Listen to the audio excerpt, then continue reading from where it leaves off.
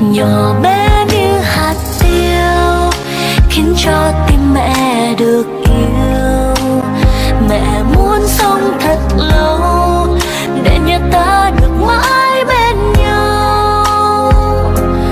Từng câu nói ấy con ghi vào tim, mỗi khi chơi với con cứ lặng im, vì mẹ luôn ở đây, ở đây này, ở đây này. Cũng quên dần quên ước mơ của mẹ là gì. Mẹ vẫn đang bận lo làm sao có một bữa cơm no. Ngoài kia thế giới bao la rộng lớn, còn thế giới của mẹ chính là con, là niềm vui của con, là ngôi nhà, là gia đình.